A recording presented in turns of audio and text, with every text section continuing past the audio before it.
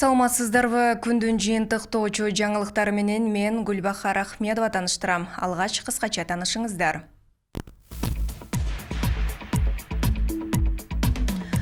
Жогорку Кеңеш комитети 12 жылдык окутууну четке какты.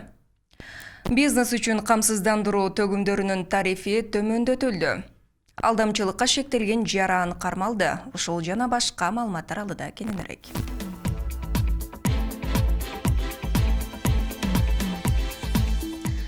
Жогорку Кеңеш комитети 12 жылдык окутууну четке какты. Кыргызстан менен Азия өнүктүрүү банкынын ортосундагы мектептеги билим берүү реформалоо боюнча долбоорду эл аралык иштер коргоо, коопсуздук жана миграция комитетинин көпчүлүк депутаттары колдошкон жок. Билим берүү министрлиги өлкөдөгү мектептерди 12 жылдыкка өткөрүү боюнча демилгени быйыл апрелде көтөргөн. Ведомство балдар мектепке 6 жаштан бара баштай тургандыгын, ошондо система эл аралык стандартка шайкеш келерин белгилеген. Бирок бул сунуш коомчулукта түрдүү терс көз карашты пайда кылган.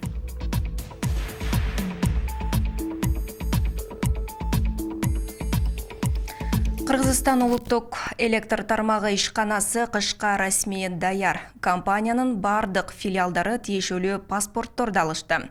Бул документ кыш мезгилинде энергетика тармагынын ишенимдүү жана туруктуу иштеш үчүн зарыл болгон шарттардын аткарылышын тастыктайт. Паспорт алуу үчүн ишканалар жабдууларды, көмөкчү ордондорду жана электр линияларын жаңыртышты. Мындан тышкары имараттардын, курулуштардын жана транспорттарды оңдоо иштери жүргүзүлдү.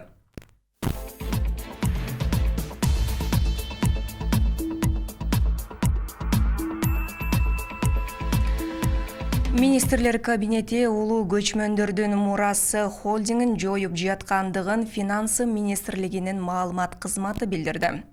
Улуу көчмөндөрдүн мурасы улуттук холдинг компаниясы ачык акционердик коому 2021 жылдын 29 январында түзүлгөн.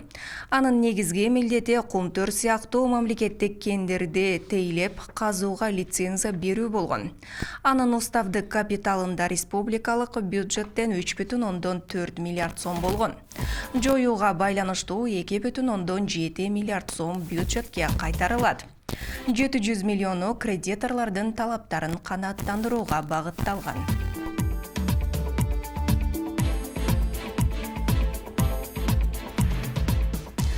Кыргызстан менен Тажикстан чек аранын 17 чакырымында долбоордук тактоо иштерин жүргүздү.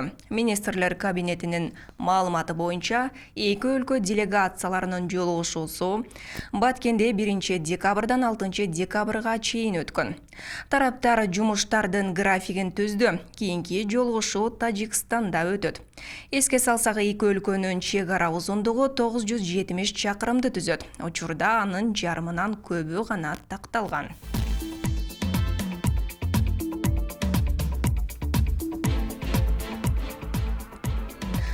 Чакан жана орто бизнес үчүн камсыздандыруу төгүмдөрүнүн тарифи төмөндөтүлдү. Бул туурасында салык кызматынан кабарлашты.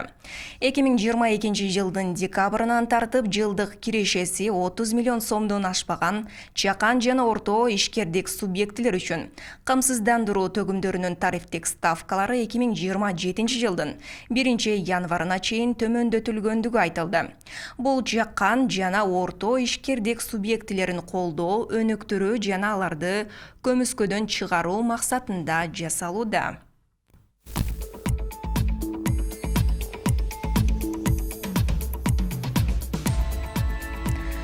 Кыргызстанда каналдарды жана суу чарба объектилерин оңдоо иштери 25 декабрга чейин аяктайт. Бул тууралуу Айыл чарба министрлигине караштуу суу чарба кызматынын директору Алмазбек Сокеев билдирди.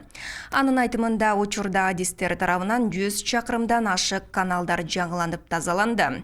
Мындан тышкары жүздөгөн гидротехникалык курулуштар, насостук станциялар, агрегаттар жана коллектордук дренаждык тармактар оңдолду. Белгиленгендей, ирригациялык системаны калыбына келтирүү боюнча мындай масштабтуу иштер эгемендүүлүктөн бери биринчи жолу жүргүзүлүп жатат.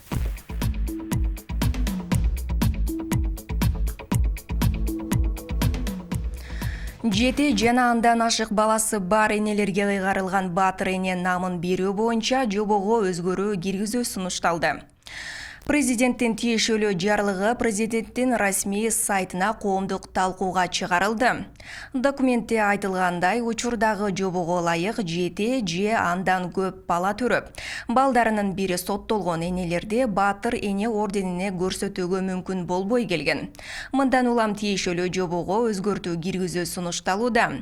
Сунушталып жаткан өзгөртүүгө ылайык адам 18 жашка толгондо жүрүм-туруму жана жасаган иши үчүн өзү жооптуу болгондуктан 18 жашка толгон баласы соттолгон энелерди Батыр эне намына көрсөтүү мүмкүнчүлүгү түзүлөт.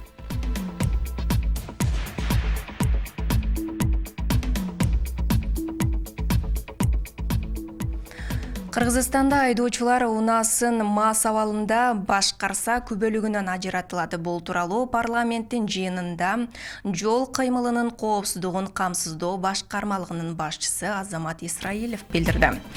Анын айтымында эми мындай бузуу үчүн айып салынбай, дароо айдоочу күбөлүгүн алып салынат. Биринчи ирет катталса 1 жылга, экинчи ирет 3 жылга. Андан тышкары ылдамдыкты жогорулатуу үчүн салынган айып 15 000 сомго чейин жогорулатылат.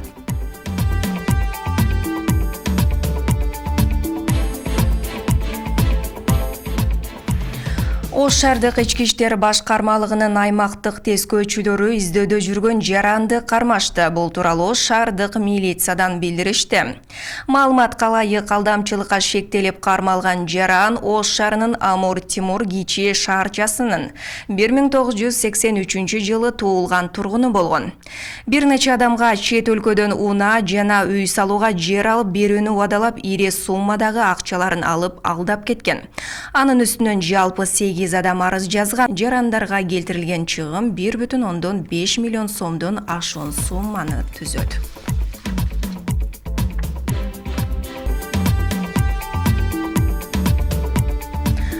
Кыргызстанда акыркы суткада 15 өрт кырсыгы катталды. Бул тууралуу өзгөчө кырдаалдар министрлигинен билдиришти. Маалыматка ылайык, Бишкек шаарында 5, Чүй облусунда 4, Нарын облусунда 1, Талас облусунда 1, Ош облусунда 2, Жалал-Абад облусунда 2 өрт кырсыгы катталып, аларды өчүрүүгө 16 бөлүм тартылган.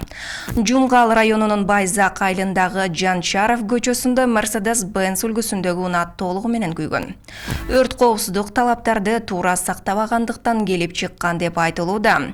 Нокат районундагы Муркут айылында жалпы аянты 225 чарчы метр үй толугу менен күйгөн. Өрттүн себеби электр зымдарынын кыска чыңалуусунан келип чыккан.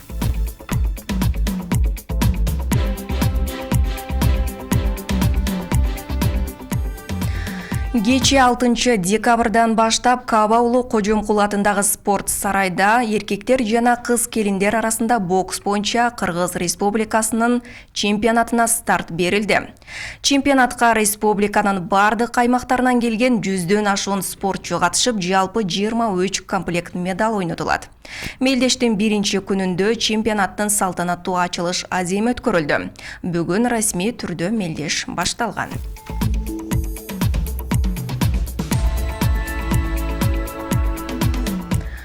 Күндүн жыйынтыктоочу жаңылыктары мына ушулар болду. Эртеңкиге чейин саламатта туруңуздар.